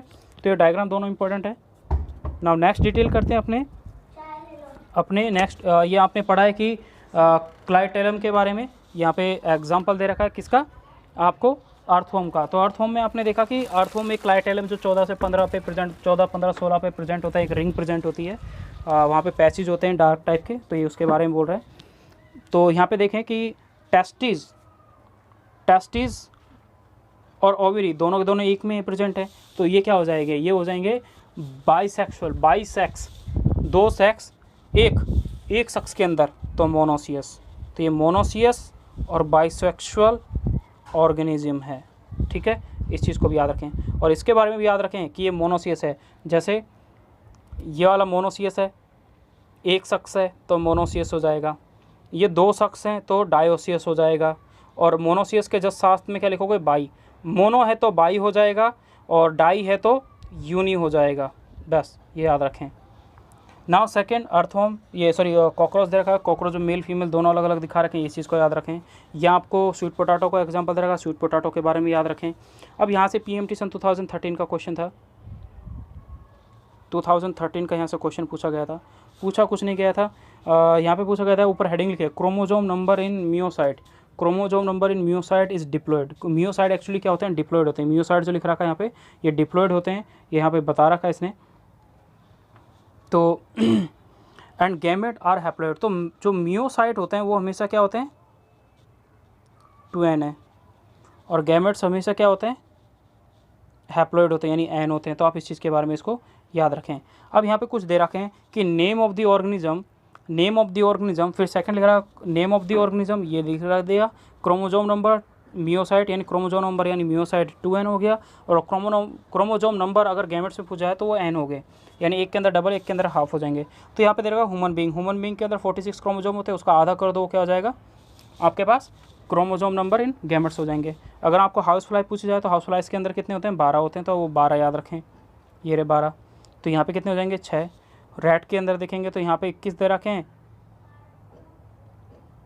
यहाँ पे 21 दे रखे हैं, तो आप इसको यहाँ पे डबल करके लिखेंगे, क्योंकि 2n होता है तो 42 हो जाएगा। उसी टाइप से आप इसको फिल कर सकते हैं। बट यहाँ पे एक इंपॉर्टेंट चीज़ क्या याद करनी है, यहाँ पे आपको एक चीज़ ये याद रखनी है कि किसके अंदर सबसे ज़्यादा नंबर ऑफ मियोसाइट या नंबर ऑफ गैमेट्स पाए जाते हैं। तो एक यहाँ पे लिखा है ओफियोग्लोसम, ये एक फर्न है ओफियोग्लोसम, जिसके अंदर 0, 6, 12, 1260 इसके अंदर मियोसाइट होते हैं, और 630 इसके पास क्या होते हैं, गैमेट्स प्रेजेंट होते हैं। और सबसे कम किसके पास होते हैं, वो चीज़ भी आपको याद रखना है। तो सबसे कम किसके पास होते हैं, यहाँ पे फ्रूट फ्लाई के पास, फ्रूट फ्लाई के पास यहाँ पे कितने होते हैं, 8। नंबर ऑफ गैमेट्स कितने होते हैं, 4 होते हैं। ठीक है, तो ये चीज़ आपको याद रखनी है अपने इसके हिसाब से। Now we detail about the next. In diploid organism specialise cell called meiocyte, कोई भी डिप्लॉयड ऑर्गेनिज्म हुआ तो उसके अंदर जो स्पेशलाइज सेल होते हैं उसको क्या बोलते हैं, मियोसाइट बोला जाता है। ठीक है, अब स्पेशलाइज्ड सेल के अंदर उसको मियोसाइट बोला जाता है, जिसके अंदर जिसको गैमेट मदर सेल होता है। और प्लांट के अंदर जब आप पढ़ते हो तो प्लांट के अंदर यूज़ करते हैं गैमेट मदर सेल, जो कि क्या होती है, डिप्लॉयड होती है, यानी 2n होते हैं। प्लॉयडी पूछ जाते हैं गैमेट मदर सेल की, आप प्लॉयडी बताए तो आप बोलोगे 2n। ये बोलती है अंडर मियोसिस। अगर जो भी चीज़ डिप्लॉयड होती है तो उसमें तो भाई मियोसिस होगा ना, अगर कोई चीज़ डिप्लॉयड है तो उसमें मियोसिस होगा, अगर हैप्लॉयड है तो उसमें क्या होगा, फिर माइटोसिस होगा। माइटोसिस और मियोसिस आपको पता होना चाहिए। ठीक है, तो माइटोसिस ये वर्ड यही होते हैं। जैसे मैं बताता हूँ माइटोसिस और मियोसिस क्या होता है। जैसे कोई डिप्लॉयड बॉडी है, 2n है, अगर उसमें रिडक्शन डिवीजन कर जाता है और 2n से क्या बन जाए, n बन जाए, तो उसको बोलते हैं हम मियोसिस। क्या बोलते हैं उसको, मियोसिस या मियोटिक डिवीजन। दूसरा, अगर कोई हैप्लॉयड बॉडी है और वो n से एक और n बना और फिर दूसरा n बना, फिर उसी से एक और n, दूसरा n, चौथा n, तो ये बन जाएंगे, तो ये n, तो ये क्या है, माइटोसिस है। इसमें रिडक्शन होता है, इसमें रिडक्शन नहीं होता, इसमें मल्टीप्लिकेशन होता है। इस चीज़ को याद रखें, नो नीड ऑफ इट। यहाँ पे आप प्लॉयडी लिख सकते हो, इसकी 2n होती है, इसकी गैमेट्स की n होती है। अब सेकंड टॉपिक अब यहाँ पे प्री फर्टिलाइजेशन इवेंट के जो है वो हम सेकंड टॉपिक के बारे में बात करें, that is gamete transfer. Gamete transfer को आपने क्या पढ़ा था, इंसेमिनेशन। गैमेट ट्रांसफर को आप क्या पढ़ते हो, insemination. Sexual reproduction in human में आप यही तो पढ़ते हो इसको।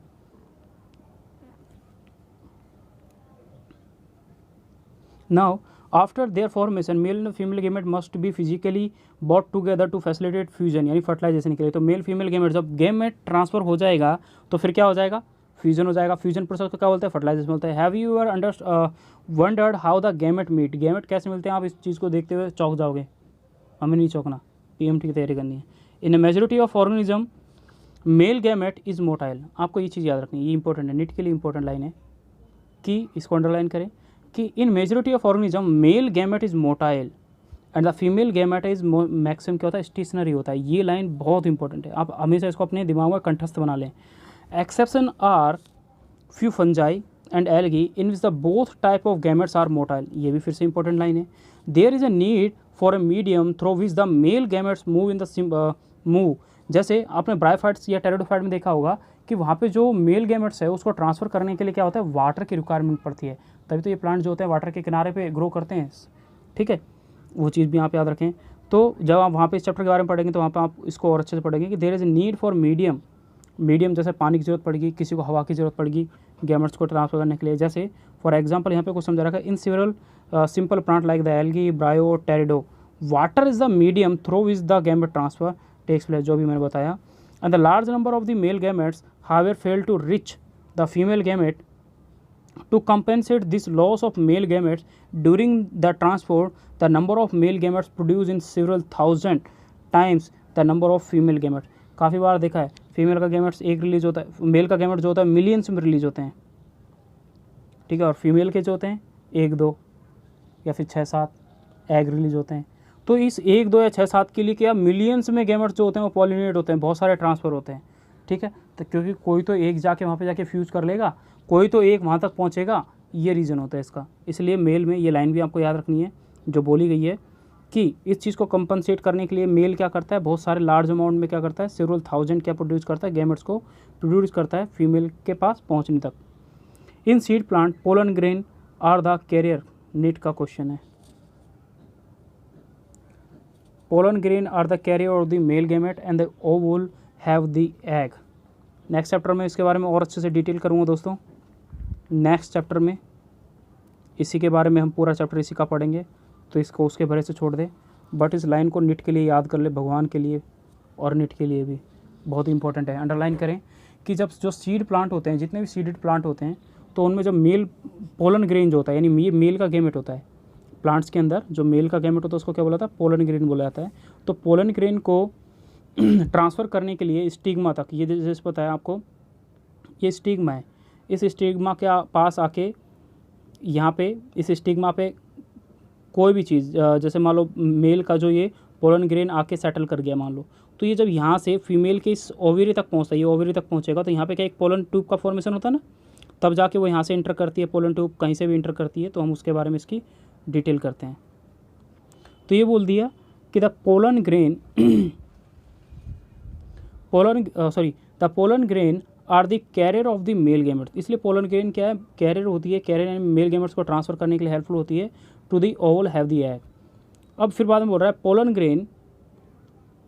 Grain produce in anther therefore have to transport to the stigma before it can lead to the fertilisation.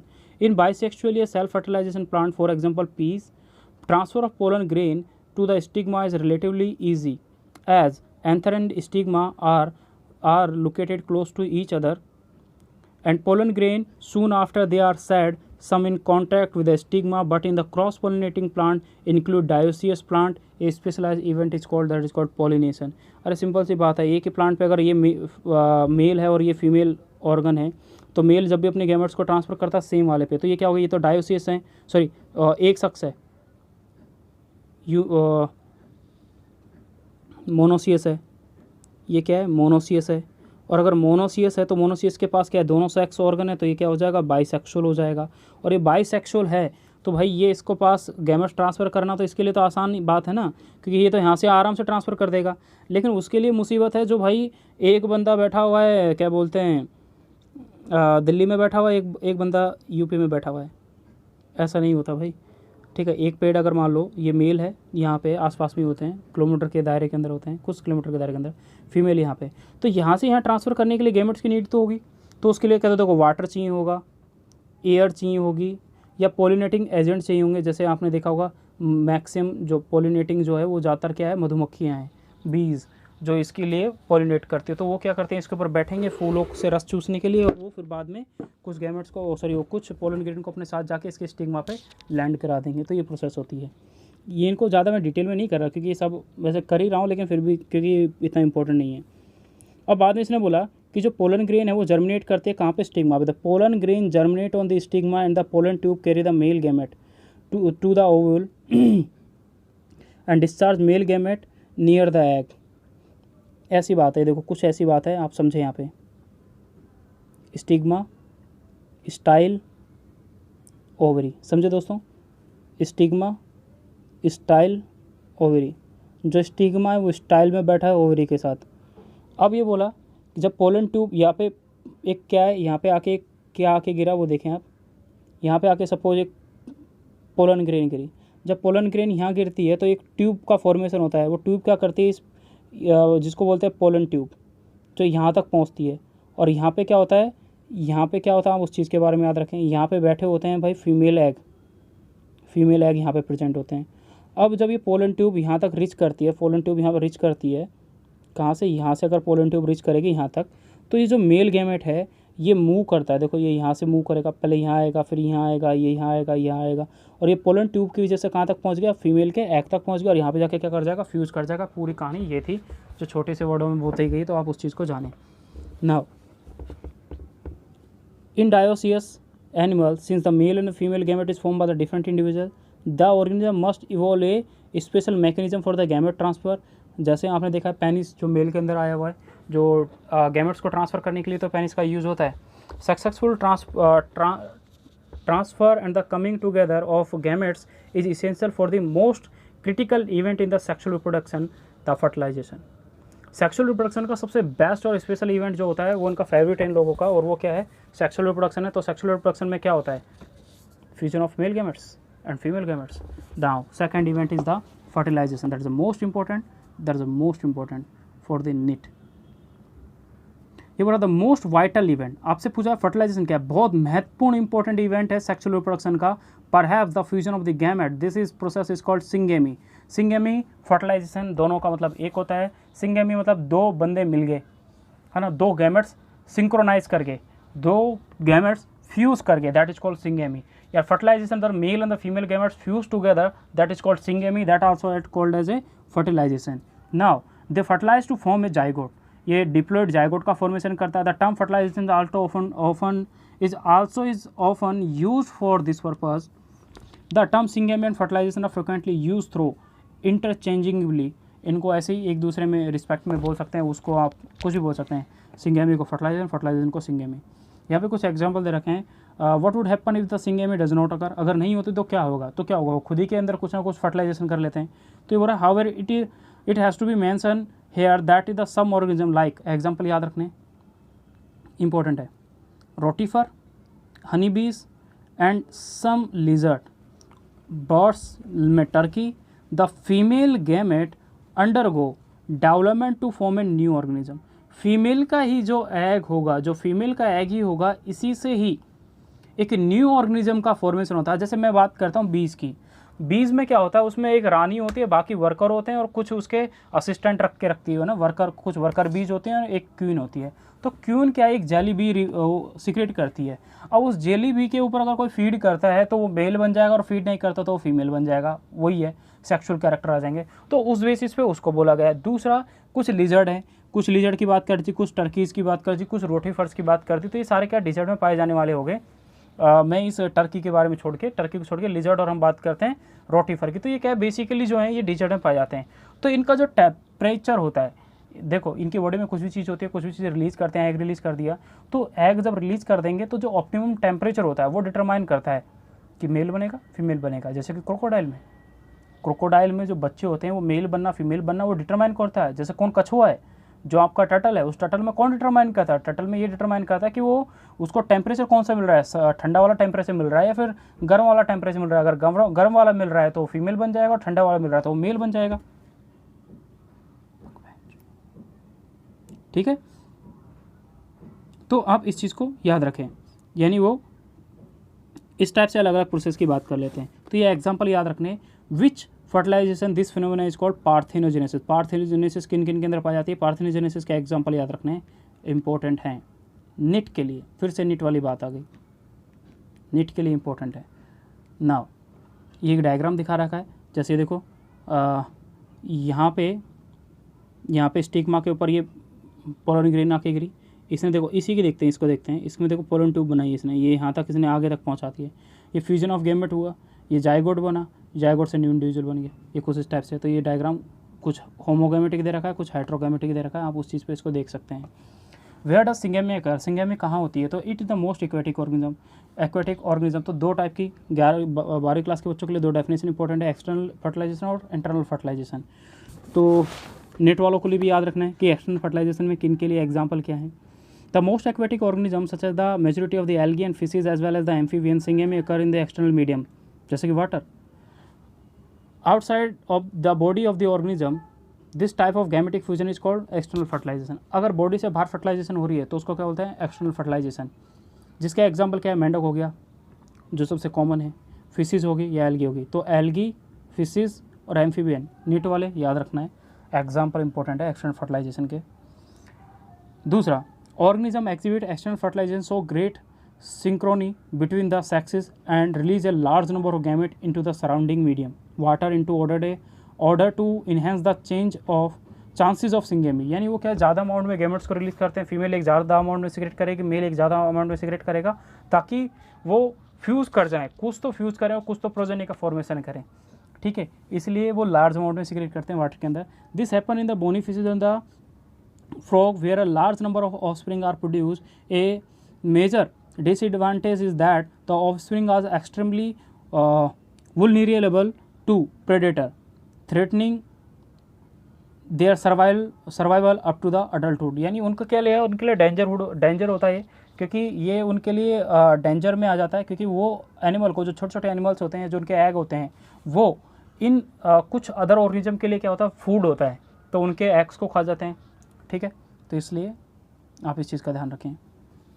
Many terrestrial organism belong to the fungi, ये आपको याद रखना है, बहुत इंपॉर्टेंट है। कुछ टेरेस्ट्रियल एनिमल्स हैं जिसके बारे में आपको याद रखना है कि मैनी टेरेस्ट्रियल, जो समतल ज़मीन पर रहने वाले, तल पर रहने वाले ऑर्गेनिज्म की बात करें, टेरेस्ट्रियल मतलब वो एक तो जल हो गया वाटर, और एक क्या होगी, धरती होगी, तो जो धरती पे पाए जाते हैं उनको बोलते हैं टेरेस्ट्रियल ऑर्गेनिज्म, ठीक है। अब बोलता है बिलोंगिंग टू फंजाई, वो कौन कौन से हैं, देखो फंजाई हो गया, हायर एनिमल हो गए such as the reptile, birds, mammals and the majority of the plant, bryophyta, pterido, gymno and angio. Syngamy occur inside the body of the organism, तो hence this is called the internal fertilisation. तो internal fertilisation का example, external fertilisation का example और definition important है। Now in all these organism, egg is formed inside the female body where they fuse with the male gamete and the organism exhibit internal fertilization। The male gamete is motile, male gamete motile होता है, याद रखना है, ये जो आपने पहले पढ़ा बताया था कि पी नीट के लिए इंपॉर्टेंट भी है। Has to reach the egg in order to fuse with it and in this even though the number of sperm produced in the very large, there is a significant reduction in number of egg produced। सब छोड़ो, आगे आपने पढ़ लिया, NEET question आ चुका है, ये मतलब डेट याद नहीं है, सन याद नहीं है, sorry. The non motile male gamete are carried to the female gamete by the pollen tube. फिर से जो पहली लाइन आपने पढ़ी थी ना, ये वही तो है, मेल गैमेट नॉन मोटाइल होता है, उसको फीमेल गैमेट तक पहुंचाने के लिए पोलन ट्यूब बनती है, जिस पोलन ट्यूब के थ्रू मेल गैमेट ट्रांसफर करता है, नीट के लिए याद रखना। Now last, that is a post fertilisation event. Post fertilisation event में क्या होगा, the event reproduce after the formation of zygote are called post fertilisation event. Fertilisation के बाद के इवेंट को क्या बोलते हैं, पोस्ट फर्टिलाइजेशन इवेंट बोलते हैं। क्या है, तो जाइगोट बन जाता है, जब फर्टिलाइजेशन होगी तो उसके बाद क्या बनता है, जाइगोट का फॉर्मेशन होता है। तो formation of diploid zygote in is universal in all sexual reproduction organism. Sexual reproduction organism में क्या होता है, ये बनेगा। In organism with external fertilisation zygote is formed in the external medium usually water where is the exhibit the internal fertilisation. तो दो तरह से जाइगोट का फर्टिलाइजेशन और जाइगोट का फॉर्मेशन होता है, एक तो एक्सटर्नल मीडियम में, एक इंटरनल मीडियम में। तो zygote is form inside the body of the organism, that is called internal fertilisation, और outside the body that is called the external fertilisation. Now the further development of the zygote depend on the type of life cycle of the organism has and the environment is expose to, किस environment में, जैसे मैंने बोला ना, temperature मिलना, उसको किस हिसाब से टेम्परेचर मिलता है, उस हिसाब से उस ऑर्गेनिज्म का क्या होता है, फॉर्मेशन होता है। In organism belonging to fungi, algae, zygote development is thick wall that are resistant to dehiscence and damage. Line को याद रखें, नीट के लिए है। कुछ ऑर्गेनिज्म में जैसे जो बिलोंग करते हैं, नीट के लिए मैं फिर से बोल रहा हूँ, लाइन को याद रखें। एल्गी हो गया, फंजाई हो गया, और जाइगोट इनका जो जाइगोट होता है, वो जाइगोट का आउटर साइड एक और लेयर बन जाती है जो काफ़ी कठोर होती है, जो उसको सूखने से बचाती है। डेहिसेंस मतलब उसको सूखने से बचाती है, काफ़ी थिक होती है। It undergo period of rest before the germination.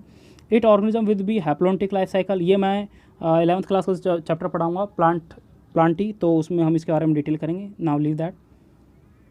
तो zygote divide by the meiosis to form a haploid spore that grow into a haploid individual. ये 11वीं क्लास में पढ़ेंगे, लीव दैम। लास्ट पैरे पे आ जाएं। नीट के लिए है, फिर से बोल रहा हूँ, लाइन को अंडरलाइन करें। क्या बोल रहा है? Zygote, line important, zygote is the vital link that ensure the continuity of species between the organism of one generation and the next generation. ये इंपॉर्टेंट था। Every sexual reproducing organism including human being begin life in a single cell the zygote. कोई भी organism होता है अपने पूरे जीवन काल को सबसे पहले क्या आता है, 2n में आता है, उसके बाद वो फिर पूरे 2n यानी इसमें मियोसिस तो हो जाता है लेकिन वो कंटिन्यूसली रहता है। Okay, now last stage that is embryogenesis. Embryogenesis का मैं सिंपल डेफिनेशन बोल देता हूँ, that is embryogenesis refer to the process of formation of embryo, ठीक है, फ्रॉम द जाइगोट। तो इसमें क्या है कि कौन कौन से इवेंट इंक्लूड होते हैं वो आप बस ध्यान रखें। ये बोल रहा है कि ड्यूरिंग एम्ब्रायोजेनेसिस जाइगोट में अंडरगो करता है सेल डिवीजन, माइटोसिस होती है कंटिन्यूसली, और सेल डिफरेंशिएशन होता है। वेल सेल डिवीजन इंक्रीज, अब देखो इन दोनों के बारे में होता है कि सेल डिवीजन में होता क्या है। सेल डिवीजन, अब देखो ये क्या है, ये एक सेल है, जाइगोट है।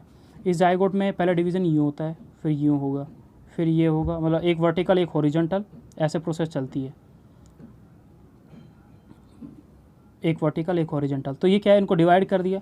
जब सेल ने डिवाइड करा तो क्या बढ़े, नंबर बढ़े ना, देखो 1 2 3 4, ये नंबर ऑफ बहुत सारी सेल बन गई, और डेवलपमेंट ऑफ एम्ब्रियो। लेकिन ये बोल रहा है कि सेल डिफरेंशिएशन में क्या होता है, सेल डिफरेंशिएशन बोल रहा है the cell differentiation have group of the cell to under certain modification to form a specialised tissue, कि उन सेल में कुछ, कोई माउथ बन जाएगा किसी से GIT बन जाएगा, किसी से सेंट्रल नर्वस सिस्टम बन जाएगा, इस टाइप का ऑर्गन का फॉर्मेशन होता है। And have you a study about the process of cell division and the differentiation in the previous class. हम 11वीं क्लास में इसके बारे में डिटेल करेंगे, क्योंकि यहाँ पे हमें इसको लंबा नहीं करना वीडियो को, इसलिए। Animals are categorize into 2 category, oviparous और विविपेरस। मैंने बताया, आपको याद रखना है, मैं इसको यहाँ से नहीं बता रहा। आप इस चीज़ के बारे में याद रखें कि in oviparous animals like the reptiles and the birds the fertilised egg covered by the hard calcareous shell are laid in a place that is an environment. After a period of incubation young ones are hatch out. On of the other hand, the viviparous animal, majority of the mammals, including human being, the zygote develop into a young one inside the body of the female organism. After attaining a certain stage of growth, the young ones are delivered out of the body of the female organism. This is called parturition. पता है आपको? Because of the proper embryo care and the protection, the chances of survival of the young ones in the greater in the viviparous. viviparous में ज़्यादा होते हैं, egg में कम होते हैं। एग में बेचारों ने अगर मान लो DDT से रिलेटेड ज़्यादा अमाउंट में अगर पानी पिया तो उनको क्या है, उनके एग में जो होता है कैल्शियम की कमी हो जाती है और उनके एग जल्दी हैच आउट हो जाते हैं, टूट जाती है सेल वॉल। डायग्राम याद रखें, S is stand for seed, B is stand for pericarp. The a kind of the fruit showing seed and protecting pericarp. The flowering plant, the zygote, is formed inside the ovule after fertilization. The sepal, petal and stamen of the flower wither and fall off, यानी वहाँ से झड़ जाते हैं, wither off यानी वहाँ से झड़ जाएंगे। And can you name a plant in which the sepal remain attached? कुछ ऐसे प्लांट का नाम बता सकते हैं जिनमें सेपल अटैच्ड रह जाते हैं। जैसे मैं पाइनस की बात करूँगा, उसमें सेपल अटैच्ड रह जाते हैं, क्योंकि जब उसका रिड्यूस गिरता है तो मतलब याद रखें कि पाइनस होता है। The pistil however remain attach to the plant. कुछ पिस्टल ऐसे होते हैं जो प्लांट से, जैसे ब्रिंजल आपने देखा होगा, बैंगन में जो हरा हरा लगा होता है ना ऊपर की साइड, ब्रिंजल में, that is called petal. The zygote develop into A embryo and the zygote develop करता है into embryo and the ovary develop into seed. Line याद रखनी है, नीट के लिए है। The ovary develop into a fruit, और ओवरी किस में डेवलप हो जाती है, फ्रूट विद डेवलप। नीट के लिए लाइन है ये तीनों की, दोनों के दोनों लाइन याद रखनी है। अभी बोल रहा है दिस इज कॉल्ड पेरिकार्प, जो थिक होती है, is a protecting function after the dispersal seed germinate under favourable condition to produce a new plant. तो फिर वो क्या है, एक न्यू प्लांट का फॉर्मेशन करता है, यानी वहाँ से सीड डिस्पर्स कर जाएगा, एक न्यू प्लांट का फॉर्मेशन हो जाएगा। तो दोस्तों ये आपका फर्स्ट चैप्टर था जो रिप्रोडक्शन इन ऑर्गेनिज्म। देखो मैंने काफ़ी जगह पे थोड़ी स्पीड बढ़ाई है, उसकी ज़रूरत नहीं है उसका उतना पढ़ने की, क्योंकि वो मैंने आपको पहले बता दिया और पढ़ा दिया, इसलिए मैंने उसको नहीं इतना ओके बस रीड किया है। बट आप नीट के हिसाब से इस चीज़ को याद रखें, जो चीज़ आपको बताई गई उसको पढ़ें।